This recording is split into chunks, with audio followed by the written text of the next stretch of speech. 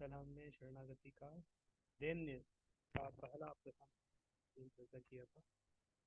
तब भूलिया तुम्हारे संसार आशिया पे नाना विध व्यथा। तो उसमें भक्तिविनोद ठाकुर अपना ह्यूमिलिटी विनम्रता प्रस्तुत कर रहे थे एक भजन के माध्यम से कि किस तरह भगवान को जब अप्रोच करते हैं तो बहुत विनम्र का भाव देखते हैं।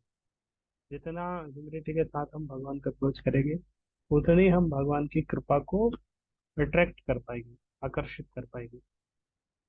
किसी भी चीज को प्राप्त करने के लिए ह्यूमिलिटी बहुत होती है। अगर हमें ज्ञान भी चाहिए तो अगर हमारे अंदर अहंकार है तो ज्ञान नहीं मिलेगा, लेकिन अगर हम humble है, ह्यूमिलिटी है अगर हमारे अंदर, तो हम आसानी से बहुत कुछ सीख सकते हैं। और जितना कभी कभी इस तरह होता है कि पेड़ के कि पेड़ पर जो फल होता है वो झुक जाता है। तो जो व्यक्ति के अंदर इस तरह जितना वैष्णव गुण होगा उतना वो हम्बल होना चाहिए। तब लगेगा कि हाँ, वैष्णव क्वालिटीज आई है। नहीं तो अगर हम अहंकार के द्वारा फूल जाएंगे तो फूलते फूलते एक दिन फट जाएंगे। तो इसीलिए ह्यूमिलिटी बहुत आवश्यक है। और जितना ह्यूमिलिटी होगा भगवान की भक्ति में उतना हम समझ। तो उसी ह्यूमिलिटी को ये शरणागति का एक अर्थ है। शरणागति भगवान को सरेंडर कर। भगवत गीता में भगवान भगवत गीता का अंतिम कंक्लूजन दिए है, सर्वधर्मान परित्यज्य माम एकम शरणम। सारे धर्मों को त्याग कर मेरी शरण में। तो भगवान की शरण में कैसे आए? वो जो शरणागति है उसके 6 अंग है। दैन्य, आत्मनिवेदन, गोप्तृत्व, इस तरह 6 अंग है। उसमें एक अंग है दैन्य, ह्यूमिलिटी, दीनता। और उस दीनता को एक्सप्लेन करने के लिए श्री भक्ति विनोद ठाकुर ने बहुत सारे भजन लिखे। तो उसमें से एक भजन हमने कल चर्चा कर लिया था, एक भजन आज चर्चा कर रहे हैं। ये भी ह्यूमिलिटी को बता रहा है। जो विनम्रता है, ह्यूमिलिटी, उसको व्यक्त कर रहा है शरणागति का ये दूसरा सॉन्ग। ये शिला भक्ति विनोद ठाकुर ने ये भजन लिखा है।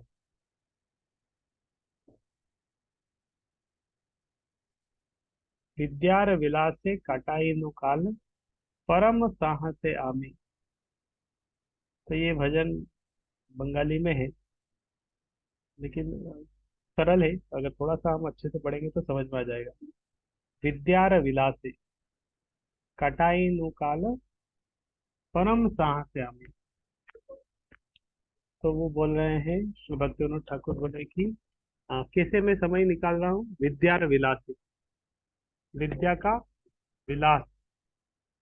विलास मतलब अ, विद्या के कारण जो हम अभी भौतिक शिक्षा प्राप्त कर रहे हैं, भौतिक शिक्षा के कारण थोड़ा अहंकार आ जाता है, थोड़ा सा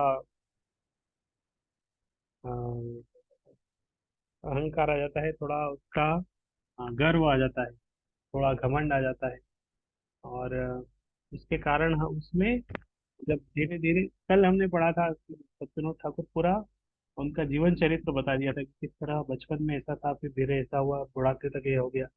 और तो आज बता रहे हैं विशेष रूप से विद्यार विलास है कटाई में का। तो बोले कि मैं अपना समय तो आ, विद्या के विलास में गंवा दिया। जो शिक्षा का, अध्ययन का थोड़ा सा होता है उसी में समय निकाल दिया। जो ज्यादा पढ़ लिखते हैं तो बहुत एक अहंकार आ जाता है, फिर भगवान की भक्ति करने का इच्छा नहीं होता है। या इच्छा करने के पीछे हमें ऐसा लगने लगता है कि अरे मैं बहुत पढ़ा लिखा हूँ, मुझे बहुत ज्ञान है, ये सब क्या है? तो विद्या के विलास में कटाइनु काल में अपना समय निकाल दिया इस तरह। जीवन परम साहस से आने, बहुत साहस के साथ। तो ये मुंडेन लर्निंग जो विद्या है उसी में मैंने अपना समय निकाल दिया। और क्या हुआ? तुम्हार चरण ना भजिनु प्रभु एखन शरण। तो वो विद्या के शिक्षा में समय निकाल दिया और भगवान की भक्ति नहीं की, तुम्हार चरण ना भजिन कबि, कभी भगवान की भक्ति नहीं की। एखोन शरण तुम, एखोन मतलब अब। तो भक्ति विनोद ठाकुर जो ये भजन लिख रहे हैं, वो भक्ति विनोद ठाकुर ब्रिटिश समय में जज थे। तो ऐसा नहीं कि उनका कोई विद्या नहीं है, ऐसा लिख दिया विद्या विलास है, दूसरों के लिए लिखा, खुद खुद को कुछ पढ़े लिखे नहीं होंगे। तो ये भक्ति विनोद ठाकुर बहुत एजुकेटेड थे, और ब्रिटिश समय में वो जज थे, डेप्यूटी मजिस्ट्रेट। और ब्रिटिश अगर किसी को सबसे बड़ी पोस्ट देते थे तो वो पोस्ट देते थे, तो उस पोस्ट पे थे ये। उस पोस्ट पे होने के बाद, इतनी विद्या होने के बाद भी उन्होंने ये लिखा है। और ये देखो न शरण तुम, तो अपनी वृद्धावस्था में इस तरह बोल रहे हैं कि मैं इस तरह समय निकाल दिया और भगवान की भक्ति नहीं की उसके चक्कर में। तो वास्तव में ये सॉन्ग के माध्यम से वो हमारी स्थिति बता रहे हैं कि हम थोड़ा कुछ पढ़ लेते हैं, थोड़ी नौकरी लग जाती है, और उसी के अहंकार में हम समय निकाल देते हैं। और अहंकार जब आ जाता है तो झुकते नहीं, विनम्रता नहीं आती भगवान के सामने। भगवान के सामने कृपा, प्रेयरफुल मूड नहीं आता है। तो इसलिए भगवान का आश्रय नहीं लिया कभी, ना भजिनु कभी। फिर वो कब मूड बनता है, एकोन शरण तुम्हें, जब बूढ़े हो जाते हैं, जब रिटायर्ड हो जाते हैं, तो सारा पोस्ट पोजीशन चले जाते हैं, फॉलोवर्स सब चले जाते हैं, फिर कोई नहीं रहता है। फिर पता चलता है कि अब तो भगवान की शरण लेना चाहिए। पढ़िते पढ़िते भरोसा बाढ़िलो, ज्ञान गति हवे मानी।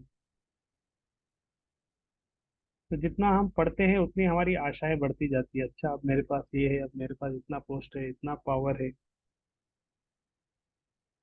और ये ज्ञान को, जो किताबी ज्ञान है, इस ज्ञान को बढ़ाना, इस ज्ञान को प्राप्त करना, इसके माध्यम से कोई अच्छा पोस्ट पोजीशन प्राप्त करने को ही हम ज्ञान गति हवे मन, इसी को अपने जीवन का लक्ष्य बना ले।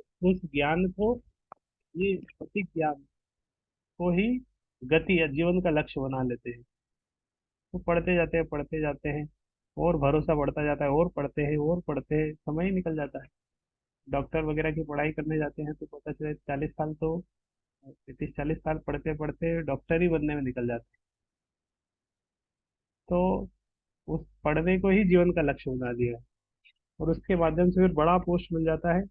और आ, आ, विनम्रता का भाव नहीं हो पाता है। से आशा विफल, से ज्ञान दुर्बल, से ज्ञान अज्ञान जानी। और फिर इतना आशा बढ़ाया था, से आशा बढ़ा था, लेकिन एक समय फिर आता है, वो पूरा आशा विफल हो जाता है। हो सकता है ये चीजें अभी पढ़ के हमें समझ में नहीं आ पाए, क्योंकि ये फिर समझ आएगी आज से, जब उम्र 60-70 साल की उम्र होगी, फिर हम ये सब पढ़ेंगे ना, तो फिर समझ में आएगा कि हाँ, ये सब बहुत प्रैक्टिकल, उस समय इसका एक्सपीरियंस हो जाएगा। तो वो सारी आशा विफल हो जाती है, जिस आशा से हमने आशा का एक महल बनाया था, एक समय आता है कि वो आशा का महल पूरा टूट जाता है। जिस ज्ञान हमारा था एक समय बहुत, आगे चल के वो ज्ञान भी दुर्बल हो जाता है। और फिर पता चलता है कि वास्तव में तो ये ज्ञान ही नहीं, ये तो सब अज्ञान ही था। से ज्ञान अज्ञान जान। तो फिर पता चलता है कि ये जो ज्ञान अर्जित किया अभी तक, ये सबको वास्तव में ज्ञान ही नहीं है, सब अज्ञान है। जड़ विद्या जत मायार वैभव, तोमार भजने बाधा। फिर फकीर ठाकुर बोले कि जड़ विद्या, ये शिक्षा जो जड़ है, इसके अंदर ये केवल मैटर का स्टडी चल रहा है, स्पिरिट नहीं है उसमें, आत्मा नहीं है। जितना जड़ विद्या है, सब क्या है, मायार वैभव, ये माया का वैभव है। और जितना जड़ विद्या आएगा, उतना क्या होगा, तुम्हार भजने बाधा, उतना व्यक्ति भगवान की भक्ति करने में वो बाधा के समान होगी। जड़ विद्या जो तो मायार वैभव, तुम्हार भजने बाधा। कोई बड़ा साइंटिस्ट है, बहुत सारे बड़े बड़े साइंटिस्ट, उनको कुछ बताने जाएंगे, एक्सेप्ट नहीं करेंगे वो सोचा रहे हम तो बहुत ज्ञान है पहले से ही। लेकिन वो ज्ञान किसी सामान्य व्यक्ति को देने आएंगे तो बहुत सारे लोग बैठेंगे, सुनेंगे। तो वो जड़ विद्या भी जब शरीर सिर में चढ़ जाता है, तो वो भगवान के सामने व्यक्ति शरणागत नहीं हो पाता है। भगवान में दीनता का भाव नहीं आ पाता है। जरा विद्या जत मायार वैभव तुम्हार भजने बाधा, ठीक है, भजन नहीं कर पाता है। और क्या होता है, मोह जनमिया अनित्य संसारे जीव के करये गाधा। मोह जनमिया, और धीरे धीरे उससे क्या होता है, मोह का जन्म होता है। अ, मोह जन्म हो जाता है, और अनित्य संसार, हम सोचते हैं मैं ये कर लूंगा, अभी मैं ये कर लूंगा। लेकिन जो जीवन अनित्य है वो भूल जाते हैं। क्या क्या कर पाएंगे, ज्यादा कुछ नहीं कर पाएंगे, लेकिन मोह में हम बहुत कुछ सोचते हैं कि मैं ये कर लूंगा, मैं वो कर लूंगा, मैं ये कर लूंगा। और बहुत कुछ हमारे जीवन का इस तरह लक्ष्य बना लेते हैं। और इस तरह जीव के करे गाधा, है ना। अभी अभी अभी की जो शिक्षा है, वो वो शिक्षा व्यक्ति को क्या बना रही है, ठीक है। गधा क्या होता है, गधे का स्वभाव, गधे से धोबी बहुत काम करवाता है, बहुत उसके ऊपर बोझा डाल देता है, बहुत सारा वजन डाल देता है। उसको घर से नदी ले जाता है, नदी से घर ले जाता है, बहुत काम कराता है धोबी गधे से। और गधा सोचता है कि ये धोबी जितना काम करा ले मैं करूंगा, क्योंकि यही मुझे खाना दे रहा है। और बहुत बोझा, बहुत हैवी बर्डन वो अपने ऊपर ले लेता है।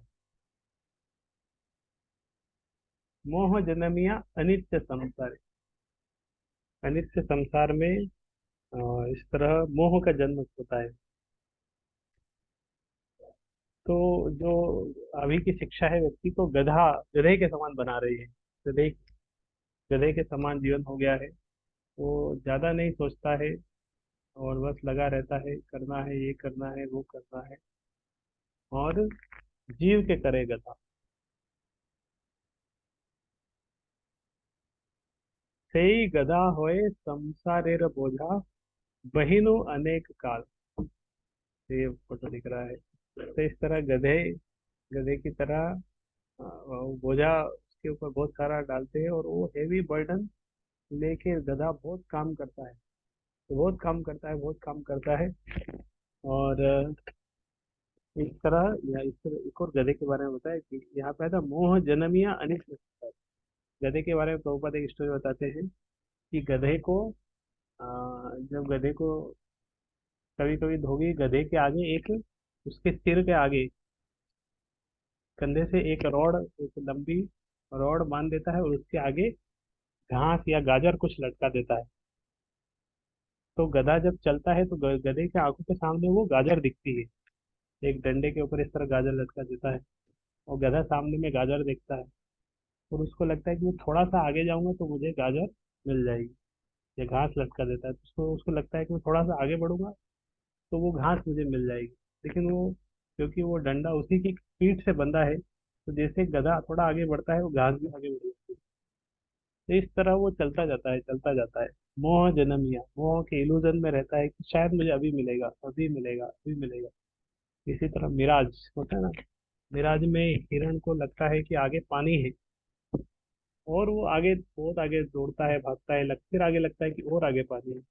इसी तरह भौतिक शिक्षा के प्रभाव में, या भौतिक जगत में, व्यक्ति को हमेशा ऐसा लगता है कि बस थोड़ा और कुछ कर दूंगा, मैं ये कर लूंगा, वो कर लूंगा, और 2024 में हम बहुत खुश हो जाएंगे।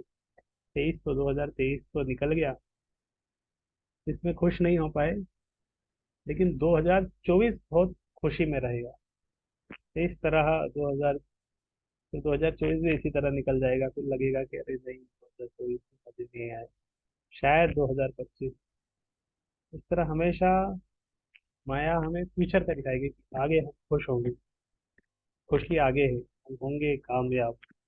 एक दिन, वो एक दिन कभी आता नहीं। तो ये इस तरह का स्वभाव, अनित्य संसार। और फिर हम उस खुशी के प्रयास को लेके बहुत मेहनत करते, तेई गधा होए संसारेर बोझा, बहिनु अनेक काल। इस तरह गधे की तरह संसार का बोझा लेके अनेक अनेक समय तक उसको लेके करते हैं, एक नौकरी करते हैं, दो दो नौकरी करते हैं, घंटों घंटों काम करते हैं, ओवरलोड करते हैं, उसी में इतना समय दे देते हैं कि जीवन का जो परम लक्ष्य है उसके ऊपर कभी चिंतन नहीं करते। भगवान को भी थोड़ा समय निकल देना चाहिए, उसके ऊपर कभी चिंतन नहीं होता। और गधे की तरह, गधा ज्यादा सोचता नहीं, बस करता रहता है। उसी तरह लोग भी गधे की तरह लगे हुए हैं, और क्या करना है, क्या जीवन का उद्देश्य है, वो अ, हम पता नहीं लगती उसमें। वही नु अनेक काल, इस तरह बहुत बहुत समय निकल जाता है, अनेक काल। अनेक काल मतलब जीवन निकल जाता है, पूरा युवावस्था इस तरह काम में निकल जाता है। फिर व्यक्ति रिटायर्ड हो जाता है, फिर भी वो लगा रहता है। ऐसे करते करते क्या आ जाता है, बुढ़ापा आ जाता है।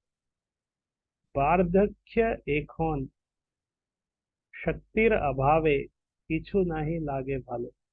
फिर इस तरह धीरे धीरे व्यक्ति बूढ़ा हो जाता है। वार्धक्य एकोन, जब बुढ़ापा आ जाता है, और बुढ़ापे जब आ जाते हैं तो शरीर की शक्ति कम हो जाती है, इंद्रियों की शक्ति कम हो जाती है। तो शक्ति कम हो गई, शक्ति अभावे, अब कुछ अच्छा नहीं लग रहा है। कीछू ना ही लागे भालो, और कुछ अच्छा नहीं लग रहा है, और शरीर से हम उतना एंजॉय नहीं कर सकते, और भक्ति में मन है नहीं, भगवान की भक्ति करी नहीं, उसमें मन लगता नहीं है। जीवन में कभी किया नहीं तो अंत में भी नहीं मन लगेगा। और बाकी जगह अब इतना कोई व्यक्ति बुढ़ापे में फ्रस्ट्रेट हो जाता है, क्योंकि पहले के गांव के लोग तो जब बुढ़ापे में हो जाते तो गीता रामायण भागवत पढ़ते रहते थे, भगवान का नाम लेते थे, माला करते रहते थे। लेकिन आजकल का बूढ़ा व्यक्ति क्या करेगा, न्यूज़पेपर पढ़ेगा, टीवी देखेगा, मछली पकड़ेगा, वो तो कुछ काम नहीं है उसके पास। भक्ति में उसकी रुचि नहीं है, और ये पढ़ पढ़ के और उसको मन खराब होता है। जीवन यातना होई लो एखन, से विद्या विद्या भैलो। जीवन यातना होई लो एखन, मतलब जीवन एक यातना हो गया, उसका कष्ट मिल रहा है, आगे चल के कष्ट ही मिलता है उसको। ये तरह यंत्र से शुरू में मिल रहा था, हैप्पीनेस मिलेगी, फिर उससे कष्ट मिल रहा है। और होई लो एक से विद्या विद्या भेलो,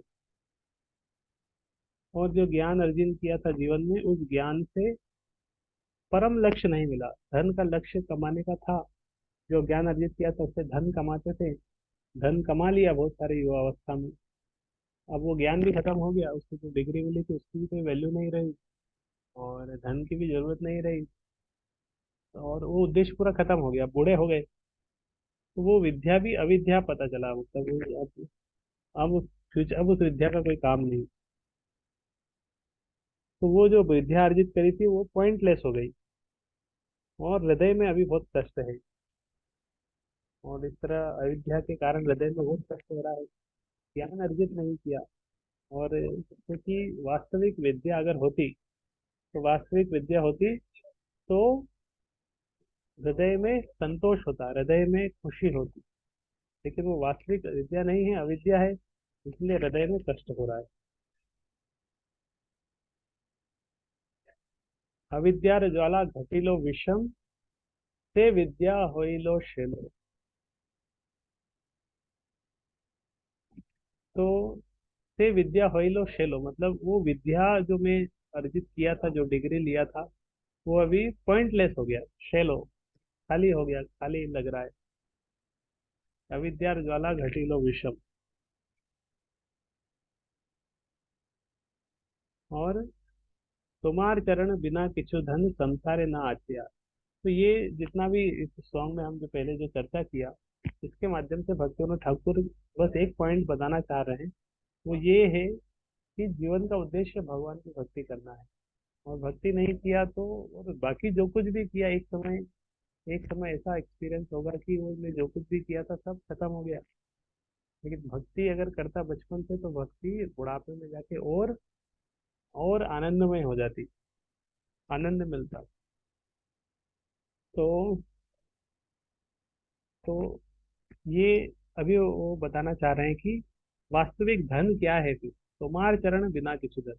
तो भगवान के चरणों में आश्रय लेना, भगवान की भक्ति करना, ये वास्तविक धन है। और जो धन जीवन में अर्पित अर्पण किया, आया बहुत सारा धन आया, बहुत सारा चला भी गया। जो धन कमाया था, धन से घर बनाया था, आगे चल के बच्चे लोग ले लेते हैं, और बुढ़ापे में व्यक्ति फिर खाली हो जाता है। बहुत मेहनत करके बहुत कुछ किया, फिर वो धन वगैरह सब बच्चे पुत्र पुत्री सब ले लेते हैं, और ये व्यक्ति फिर से धन ही नहीं हो जाता है, इसके बाद कुछ रहता नहीं। लेकिन वास्तविक धन क्या है? भक्ति रूपी धन। तुम्हार चरण बिना किछु धन, संसारेर ना आछ्या। तो संसार में वास्तविक धन है, जिस धन को अर्जित करने के लिए हमें मेहनत करनी चाहिए, वो भगवान की भक्ति रूपी धन के लिए भी प्रयास करना चाहिए। हम भौतिक धन के लिए बहुत शिक्षा, पढ़ाई कर रहे हैं, ये कर रहे हैं, वो कर रहे हैं, इसी तरह ठीक है वो कर रहे हैं, लेकिन जो वास्तविक धन जिसके लिए भी हमें प्रयास करना चाहिए, वो है भगवान का चरण कमल, भक्ति। भक्ति विनोद जड़ विद्या छाड़ी, तुया पदे करे सार। इसीलिए Bhakti Vinod Thakur at the at conclusion में बता रहे हैं कि ये जड़ विद्या को मैं छोड़ के, हे भगवान, अब मैं आपके चरणों का आश्रय ले रहा हूँ। आप ही के चरण कमल सार है, और बाकी सब बेकार है। तो ये दीनता, ह्यूमिलिटी व्यक्त कर रहे हैं श्रील भक्ति विनोद ठाकुर। इस भजन के माध्यम से उन्होंने अपने हृदय की विनम्रता व्यक्त करी। और भी 3-4 सॉन्ग है जो उन्होंने दीनता के ऊपर लिखे हैं, दैन्यता, ह्यूमिलिटी के ऊपर 7 भजन लिखे हैं। तो कल हम इसका तीसरा भजन चर्चा करेंगे। हरे कृष्णा कृष्ण कृष्ण हरे हरे, हरे राम भक्ति विनोद ठाकुर की जय।